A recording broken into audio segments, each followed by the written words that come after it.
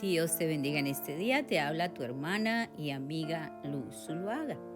Y hoy nos encontramos con Roberto Lugo Velázquez. Buenos días, Dios te bendiga. Agradecido en esta mañana de poder compartir este momento contigo y deseándote que allí donde te encuentras, la bendición del Señor te alcance y puedas experimentar hoy la gloria de Jehová sobre tu vida. Y hoy vamos a estar compartiendo del libro de Juan, capítulo 10, versículo 11, hasta el 17. Yo soy el buen pastor. El buen pastor su vida da por las ovejas. Mas el asalariado y que no es el pastor, de quien no son propias las ovejas, ve venir al lobo y deja las ovejas y huye. Y el lobo arrebata las ovejas y las dispersa. Así que el asalariado huye, porque es asalariado y no le importan las ovejas. Yo soy el buen pastor y conozco mis ovejas y las mías me conocen. Así como el Padre me conoce y yo conozco al Padre y pongo mi vida por las ovejas, también tengo otras ovejas que no son de este redil. Aquellas también debo de traer, y oirán mi voz, y habrá un rebaño y un pastor. Por eso me ama el Padre, porque yo pongo mi vida para volverla a tomar. Así que hoy lo que queremos es aclarar tanta confusión que hay en el pueblo del Señor. Porque la palabra del Señor la han tomado para manipular las ovejas que no se han edificado en la palabra. La palabra de Dios, que es la que nos sensibiliza, que agudiza nuestros sentidos espirituales, que no deja que nadie nos confunda, nos manipule. Y tenemos a Roberto Lugo Velázquez, que ha experimentado mucha opresión, manipulación y toda clase de adversidad. Bueno, Luz, lamentablemente en este tiempo, en la iglesia del Señor, se ha levantado tanta cosa, hay tanta confusión en el pueblo de Dios y lamentablemente hay tanta confusión emanando de los altares de la iglesia. La palabra que acabas de leer es realmente bien clara. Jesús dice que Él es el buen pastor y el buen pastor su vida da por las ovejas. Y eso es una comparación tan grande. Sería difícil que un ser humano pudiera compararse a esa capacidad que tiene Jesús de interesarse y de cuidar las ovejas. Pero todo aquel que ha sido llamado al ministerio, a cuidar ovejas, a pastorear ovejas, tiene que ir desarrollando el corazón de Jesús para las almas. Tiene que ir desarrollando el amor y el cuidado que Jesús nos da. Pues ese mismo cuidado es el que el pastor tiene que ir desarrollando por los suyos.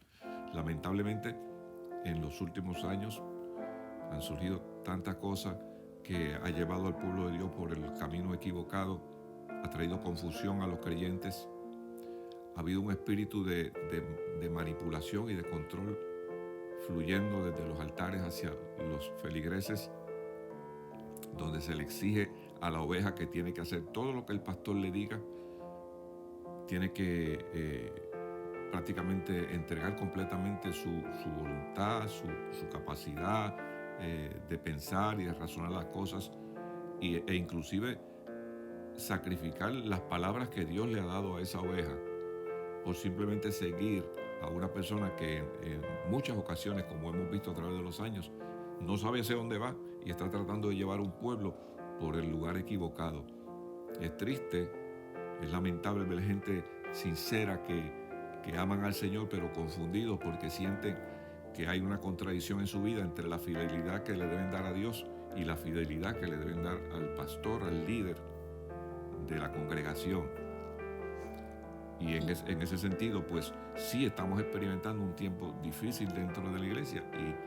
Y bueno, en el caso mío, que he estado relacionado con el Evangelio desde que nací prácticamente, y he visto cómo se ha ido desarrollando la iglesia y las cosas que han ido sucediendo, pues puedo apreciar de una manera más clara todo lo que ha acontecido dentro de la iglesia. Ok, entonces quiero llevarte a la escritura. Abre el libro de Juan, capítulo 16, versículo 13. Dice, pero cuando venga el Espíritu de verdad, el Espíritu de verdad los guiará a toda la verdad, porque no hablará por su propia cuenta, sino que hablará todo lo que oyere y se los hará saber, les hará saber todas las cosas que habrán de venir. Él me glorificará, porque tomará de lo mío y se lo hará saber. Todo lo que tiene el Padre es mío, y por eso dije que tomará de lo mío y os lo hará saber. Entonces, ¿qué quiere decirnos Jesús mismo con estas palabras?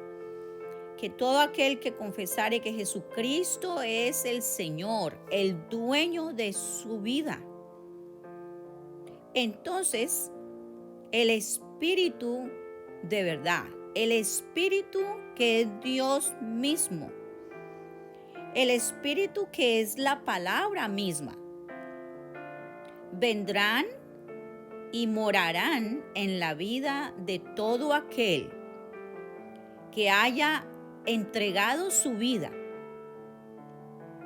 a Cristo, porque ha reconocido que en sus fuerzas lo ha tratado todo, pero le es imposible caminar seguro. Entonces, hay necesidad de que el pueblo de Dios escudriñe la Escritura, pero no como un libro de texto con el que va a la universidad, sino en espíritu y en verdad. Sabiendo que cuando abra ese libro de la vida, si lo hace en espíritu y en verdad, espíritu, alma y cuerpo. Y cuando digo espíritu, alma y cuerpo, es que vaya como el que va a un manantial con sed, a beber de esa agua hasta que su sed quede totalmente saciada. Así es que tenemos que ir a la Escritura, no deprisa, no a quererla leer en un día o en un año, como le enseñan al pueblo de Dios. No, quizá un versículo es suficiente en ese día para darte seguridad, para abrirte el entendimiento, para librarte del mal. Entonces, es en espíritu y en verdad que tenemos que acercarnos a la palabra. Entonces, dice la palabra que cuando alguien nos diga algo, sea un pastor, sea un apóstol, sea el presidente, sea la madre, sea el padre, sea cualquier persona, sea un anciano, nosotros le podemos responder con respeto, pero no necesariamente esa respuesta tiene que ser sí a esa demanda.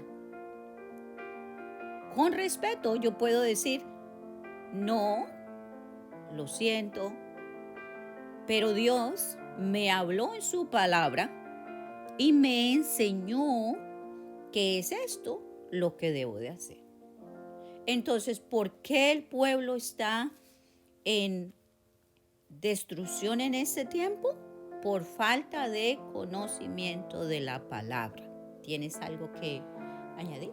Sí, la palabra dice que la escritura es inspirada por Dios y es útil para enseñar, para redarguir y para instruir en justicia. Y dice también que es lámpara y lumbrera a nuestro camino. O sea, la palabra es la que nos ilumina los pasos que debemos nosotros caminar, hacia dónde debemos dirigirnos. Es la que nos da la sabiduría, es la que nos da la revelación de lo eterno, de lo concerniente al reino de los cielos, de lo concerniente al Espíritu. Es la palabra de Dios y es la familiaridad con esa palabra lo que hace que nosotros podamos crecer en nuestra fe y en nuestro conocimiento de Dios, que según nos habla la misma Escritura, ese conocimiento de Dios tiene que ir creciendo día a día. La persona que vive en conexión, vive en una conexión con el Espíritu Santo y con la palabra, es imposible que sea engañada. Es imposible que sea persuadida por nadie. Y es importante que usted sepa en esta mañana que la fidelidad del creyente sobre todas las cosas es con el Señor Jesucristo, es con el Padre, es con esa palabra. Nuestro compromiso es con esa palabra, con la palabra de Dios. A eso es como hemos sido llamados. Ese es nuestro primer amor, ese es nuestro primer compromiso. No hay nada por encima de eso. Entonces no hay ser humano que pueda usted obligarlo, inducirlo a hacer algo contrario a lo que está establecido en la Escritura, si usted sabe lo que usted cree y si usted sabe por qué cree lo que cree. Por lo tanto, es importante que en este tiempo, más que nunca antes, usted afirme su corazón en esa palabra, porque aún desde los altares están fluyendo cosas que son equivocadas, doctrinas erróneas. La Biblia dice que en los posteriores días se levantarán hombres amadores de sí mismos que tratarán de llevar al pueblo por el error, y nosotros lo vemos constantemente, lo estamos viendo, y lo estamos viendo en los canales de YouTube, lo estamos viendo en la televisión, lo estamos viendo en los altares, y es terrible lo que está sucediendo. Y si el pueblo de Dios no se prepara, si el pueblo de Dios no se afirma en esa palabra, corre peligro. Entonces, en estos días, Robert, yo tuve una experiencia bien linda, porque el Señor nos dice: despiértate tú que duermes dentro de los muertos y te alumbrará Cristo. Entonces, cuando ya estamos en Cristo, el Espíritu de Dios continuamente nos está hablando, nos está enseñando, nos advierte. Bueno, tuve una experiencia. Necesité recurrir a una asistencia legal. Y yo estaba un poquito preocupada porque yo leí de cierta manera un papel que tenía en mi mano. Pero yo lo leí, o sea, yo me especialicé en el área dental, pero no conozco nada de asuntos de leyes. Entonces yo vine preocupada a decirle: mire, licenciado, aquí dice. Y el licenciado me contestó: no te preocupes, porque no es eso que acabas de leer allí, no es eso lo que tiene importancia. Lo que tiene importancia es que aquí en este lugar se rige un código de ley que dice esto. Entonces, ¿qué me dio eso? Seguridad. Me sacó del error en que yo estaba y me llevó ¿a qué?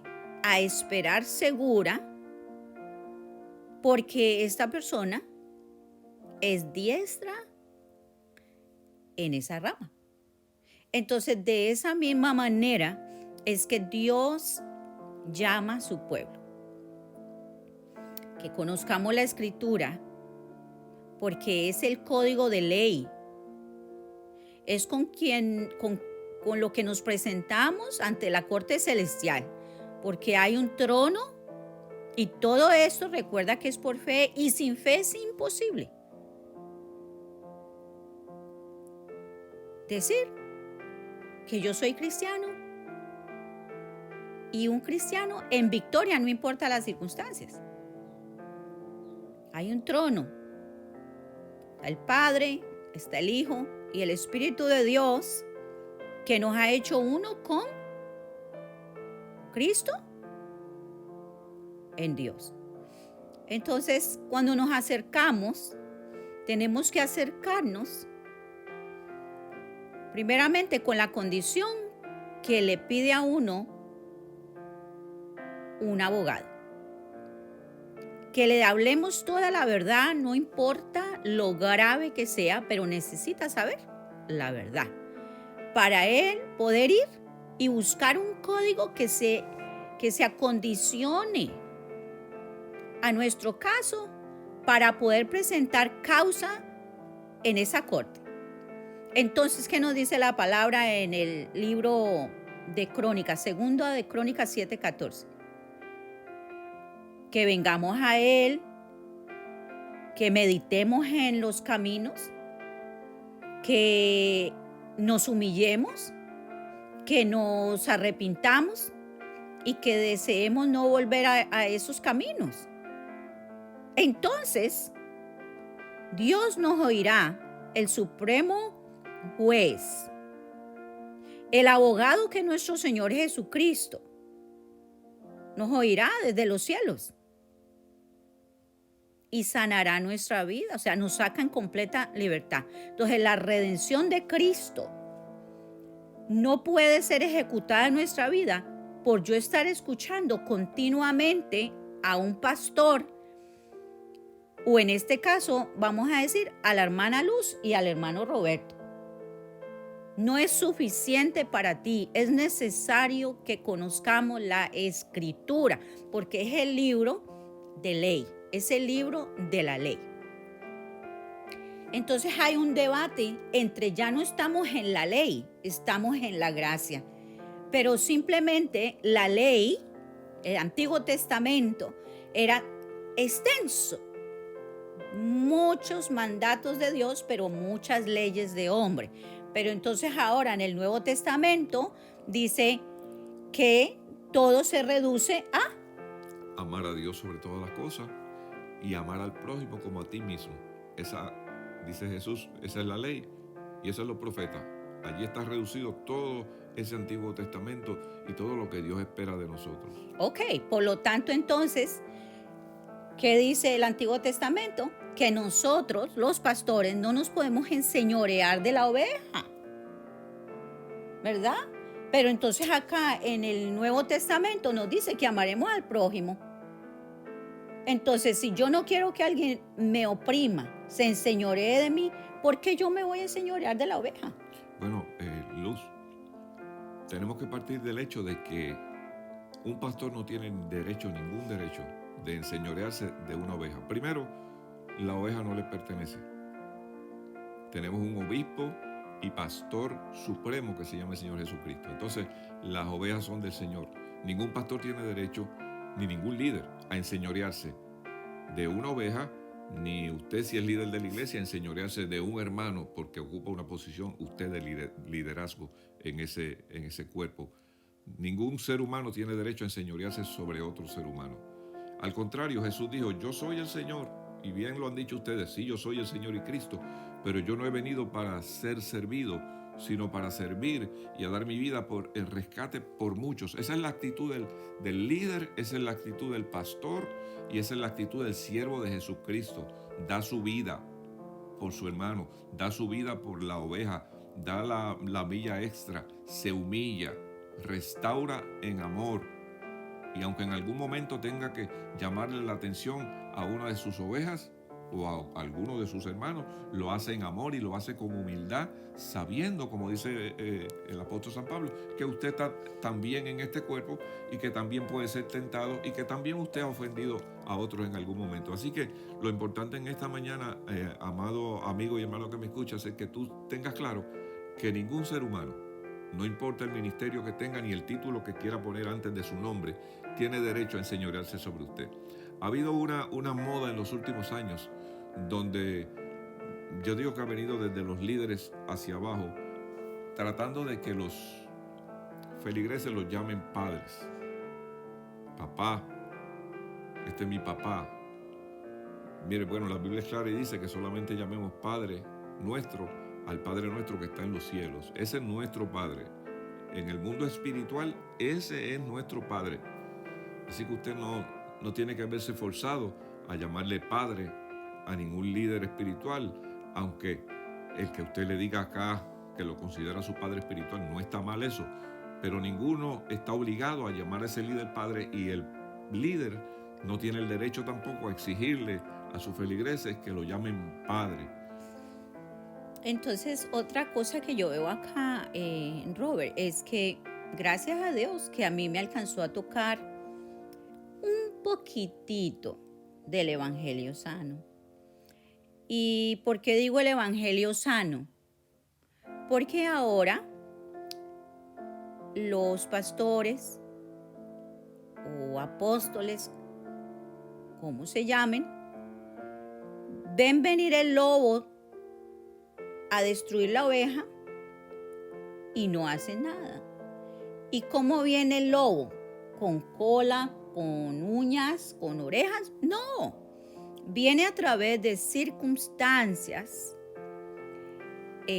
una vida de error, que si no la corrige, lo va a destruir. Pero entonces no se le dice a ese hermano, mire hermano, venga, siéntese, como me sentaron a mí. Venga acá, hermana, ¿por qué usted, que está joven, que está así y así y así, por qué su vida es un caos? Mire, me sentaron, yo digo, de una manera jocosa, en la silla eléctrica. Y yo tuve que desnudar mi vida allí. O sea que entonces se cumple la palabra del Señor. Humillaos bajo la poderosa mano de Dios, y cuando sea el tiempo, Dios mismo nos exaltará. Entonces,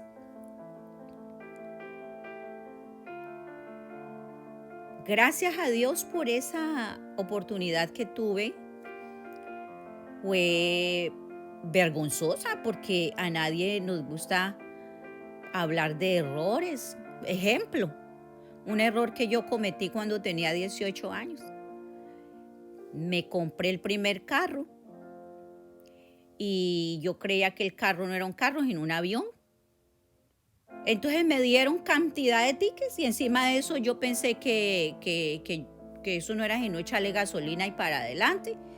Y ticket, y lo metí entre la guantera del carro. Y me fui a Colombia y me olvidé.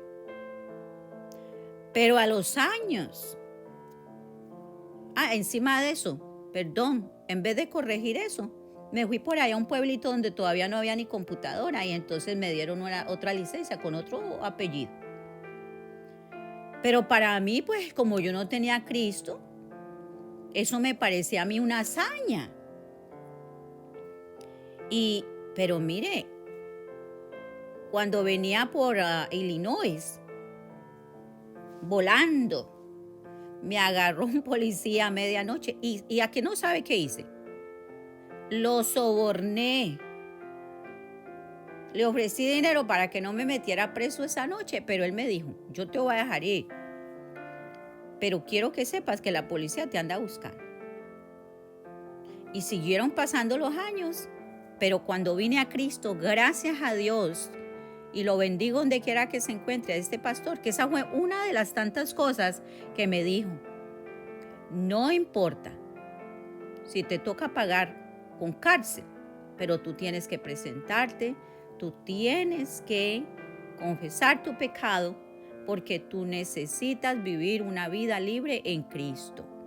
Nosotros vamos a estar orando por ti. Dios te va a ayudar. Dios es fiel. Mire, yo tuve que hacer un mercado. Yo tenía a mis hijos chiquitos. Tuve que hacer un mercado. Tuve que buscarme un hermano que no era cristiano. Una persona que no era cristiana y decirle, mire, yo me convertí al Señor y necesito ir poniendo mi vida en orden. ¿Y qué me dijo? Tú estás loca, ¿qué te pasó? Etcétera. Pero no era él el que me iba a persuadir, era yo que lo iba a persuadir a él de que el que viene a Cristo necesita poner su vida en orden. Entonces me hizo el favor de llevarme a la corte, me presenté.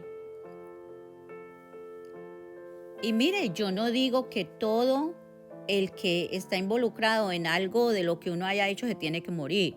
Pero el policía que me había dado estos tickets cuando yo estaba jovencita, nunca se murió.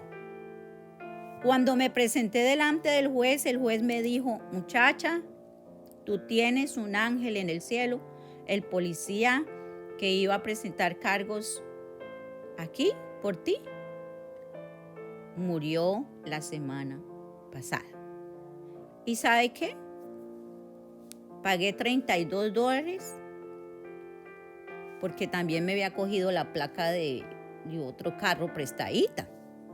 Eso también me parece a mí una hazaña. Pues por esa violación me tocó pagar $32, me dieron mi licencia, mi vida entonces empezó a ser clara como un río. El apóstol Pablo dice que nuestras vidas tienen que ser como cartas leíbles delante de los hombres. Y poco a poco tuve que ir poniendo en claro, y lo único que yo puedo decirle a la gente es, venir a Cristo no es venir a una religión. Venir a Cristo es venir delante de una corte celestial, pertenecer a un reino de la luz, poner por obra la palabra. Y no importa lo que nos acontezca, todo va a obrar para bien, porque no hay nada ni nadie que viva arriba de Dios, ni arriba de Jesús, ni le pueda ganar al Espíritu Santo, que es el que nos deja saber todas las cosas que han de acontecer. Bueno, Luz, entonces ese pastor en ese momento desempeñó contigo la función de un padre, aunque tú no lo decías papá. Pero eso es lo que hace el pastor. O sea, el pastor va guiando la oveja por el camino correcto, no esperando que lo llamen de una manera o de otra, sino porque esa es su responsabilidad. Y fíjate que es importante saber también que el líder y el pastor de una congregación, pues si va a ser como un padre y quiere ser considerado como un padre, tiene que preocuparse por la necesidad de sus ovejas. O sea, el padre, me parece que un buen padre y una buena madre hacen esto. Primero piensa en la necesidad de sus hijos antes que sus necesidades. Entonces no procura buscar la manera de sacrificar a sus hijos en pos de sus cosas personales. Y me parece que un líder espiritual, una de las cosas importantes que tiene que tener es que por encima de todo tiene que preocuparse por el bienestar de sus ovejas, y no es tanto de cuánto las ovejas me pueden dar a mí, sino cuánto yo le puedo dar a las ovejas, no solo en el aspecto espiritual, sino también en el aspecto material, si veo que alguna de ellas tiene una necesidad. Pero creo que en los últimos tiempos se han invertido los roles, entonces los líderes están esperando que las ovejas le den, cuando realmente el que te puso allí a velar por una iglesia o por un pueblo o por unas ovejas, pues él va a hacer provisión para tu vida, pero tu responsabilidad es cuidar de esas ovejas, porque vamos a ser responsables delante de la presencia del Señor por eso. Entonces creo que es importante eso. Yo recuerdo en una ocasión, y voy a contar esta anécdota porque me parece que en algo tiene que ver con lo que estamos hablando. Yo tenía una vecina cuando yo era mucho más joven y vivía con mis padres. Y un día llegué yo de trabajar y esa vecina me llamó y me dijo: Robert, qué bueno verte. Yo te quiero como un hijo. Tú para mí eres como un hijo. Y mi padre estaba en el balcón de la casa escuchando eso, y tan pronto yo entré a mi casa, mi padre me dijo: ¿tú escuchaste a esa señora que dijo que te quería como un hijo? Me dijo: ten cuidado porque después de eso lo que viene es a tratar de manipularte para sacar algo de ti. Oiga, no pasaron unos días que esa misma señora me llamó y me dijo: Robert, tú sabes que yo te quiero como un hijo, ¿verdad? Y yo le dije: sí, doña fulana, yo lo sé. Entonces me dijo: ¿no será que tú me puedes dar una firma para un préstamo? Óigame, quería coger un préstamo grande y que yo, su hijo, el supuesto hijo, le diera la firma para ese préstamo. Pero ya yo había tenido la salida. Mi padre me había dicho: dile que el que te resuelve a ti las cosas financieras soy yo, que venga donde mí. Y pude salir de ese aprieto. Pero fíjese, o sea, el que alguien quiera presentarse delante de usted como que yo lo amo a usted como si fuera un hijo, yo lo quiero como si fuera un hijo, eso no quiere decir que tiene el amor de padre. Porque el amor de padre no se refleja con palabras, se refleja con acciones. Entonces yo tengo en mi corazón eso muy claro en este tiempo, y tratamos nosotros de decírselo a las personas que se acercan a nosotros, buscando que de alguna manera les ministremos, que se paren firmes en el Señor, que sepan quiénes son en el Señor, que reconozcan cuál es su identidad en el Señor, que sepan que tienen que honrar a los pastores, tienen que honrar a los líderes, tienen que respetarse unos a otros, pero es un respeto que tiene que haber en el pueblo de Dios los unos por los otros, que tienen que valorizar la palabra del pastor, pero que no puede usted dejarse manipular por ningún ser humano, no importa el nombre que tenga, no importa el título que le acompañe, porque cada vez que le ponen un título mayor, como que viene acompañado de una opresión mayor hacia el pueblo. Entonces nadie tiene derecho a enseñorearse del pueblo de Dios. Téngalo claro en esta mañana. Usted tiene un Señor, y ese Señor se llama Jesucristo de Nazaret, que fue el único que pagó el precio por cada uno de nosotros. Yo no pagué el precio suyo, mi esposa no pagó el precio mío, mis padres no pagaron mi precio. Mi precio de mi salvación eterna lo pagó uno que se llama Jesucristo el Señor, y solo Él es digno de honra, de gloria y de todo el honor que pueda haber sobre esta tierra. Entonces, cuando nos levantamos en el Señor y aprendemos a conocer esa escritura, entonces, ¿qué va a suceder? Dice la Biblia que aún nos echarán de la sinagoga, de la iglesia. ¿Por qué? Porque saben que tú no eres como un burrito que agacha la cabeza y dice sí a todo. Entonces ya no puedes ser parte de este lugar. Pero ¿qué importa que te voten de aquí o de allí? ¿Qué importa? Si la palabra del Señor es bien clara, dice: si por Cristo, si juntamente con Cristo somos crucificados, juntamente con Cristo vamos a reinar. No le tengamos pues miedo a las pruebas, porque son las pruebas las que nos van ejercitando para conocer la buena voluntad de nuestro Padre. Recuerda que cuando Jesús fue al Getsemaní, dice que sudaba como gotas de sangre. Pero él le dijo al Padre: Padre, si es posible, pasa de mí esta copa. Si es posible, sácame de esta prueba. Pero no se haga mi voluntad. No te dejes mover por estas gotas de sudor que parecen sangre. No te dejes mover por mi debilidad. Hágase tu voluntad. Yo conozco que tu voluntad es buena. ¿Y qué sucedió? El Padre no le contestó nada. Pero vino un ángel y socorrió, fortaleció a Jesús. No esperes siempre escuchar. Abre tus ojos y mira. En toda prueba, en toda circunstancia, Dios siempre nos da una salida. No te muevas del lugar de tu prueba. Si quieres que tu vida resplandezca como el sol al mediodía, tienes que permitir que Dios vaya transformando tu vida. ¿Sabes qué pasó después de que yo me presenté en esa corte? Que pagué esa pequeña multa. Me dispuse a tener una satisfacción grande para glorificar a mi Padre eterno. Y me fui a estudiar para sacar mi licencia de manejar camión. Y desde esa fecha nunca más me volvieron a dar un ticket. Entonces vamos a glorificar a Dios. Me había casado cuando era impía.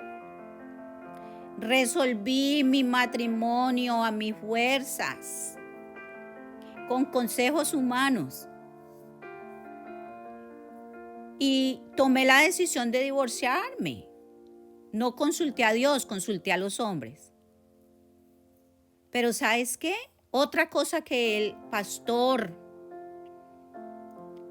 me dijo fue, ¿qué pasa que no tienes una ciudadanía? ¿Qué pasa si llevas tantos años en Estados Unidos y no tienes una ciudadanía? Y empecé y continué diciéndole todos los pormenores. Y me ayudó, me dijo, tienes que ir a hacer las vueltas. Fui a sacar la ciudadanía, pero cuando fui a presentar mi examen, que son 100 preguntas, que tuve que grabármelo, dormía de día y de noche con el cassette. Cuando me fueron a atender, yo esperaba que saliera un hispano, yo esperé que saliera, si fuera posible, un colombiano. No, mire, me atendió un chino. Cuando me senté en ese escritorio, yo empecé a llorar. ¿Sabe por qué empecé a llorar? Porque en la aplicación que me puso delante de mis ojos, preguntaba si yo era casada o divorciada. Cuando yo fui a escribir allí que sí, que yo era divorciada, yo empecé a llorar. ¿Sabe por qué? Porque si yo hubiera tenido el conocimiento de lo que es Dios y su palabra en mi vida, yo no hubiese pasado por allí. Yo empecé a llorar y le dije a él, yo me hice cristiana.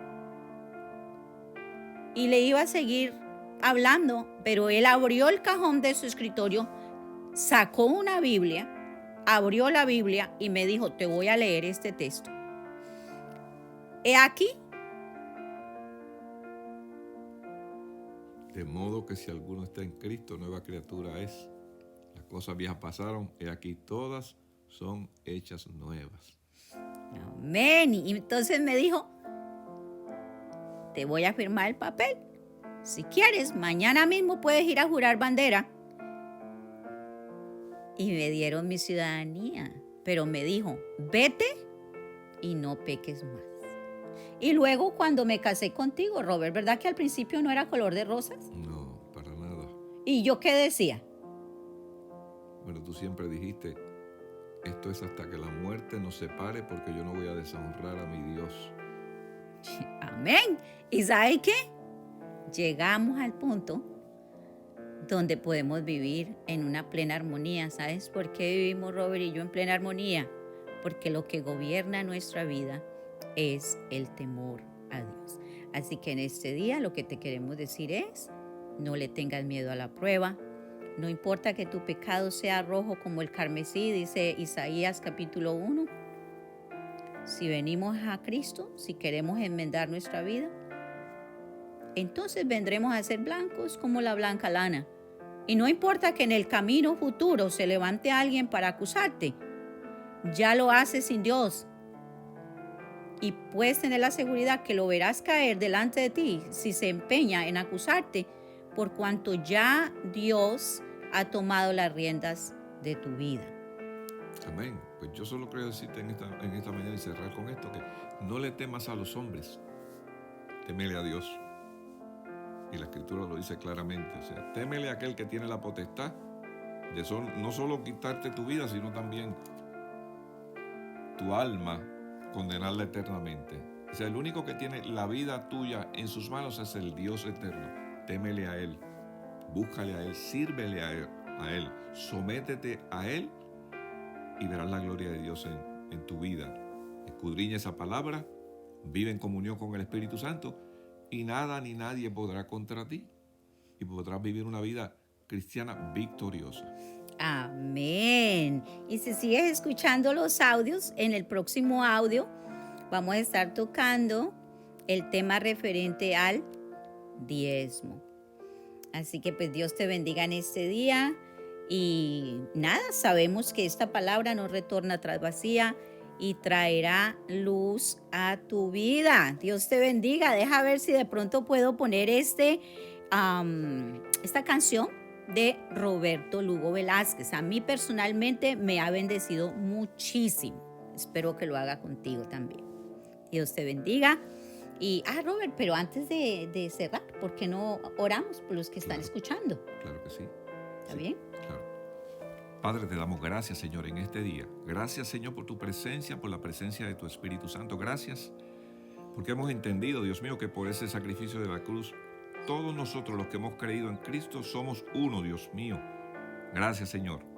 Caminamos en unidad, caminamos en amor, perdonamos a nuestros hermanos, Señor. Nos sometemos unos a los otros en amor, Dios mío, pero sabemos sobre todas las cosas quiénes somos en ti. Gracias, Señor. Yo bendigo a tu pueblo en esta mañana, allí donde están, tu paz, tu presencia, tu gozo, Señor, tu cuidado, tu protección sobre cada uno de ellos. Oh Dios, y por la fe declaramos que hay puertas abiertas delante de ellos para que la bendición fluya y alcancen tu propósito, Señor, en sus vidas. Los bendecimos en el nombre poderoso de Jesucristo de Nazaret. Amén.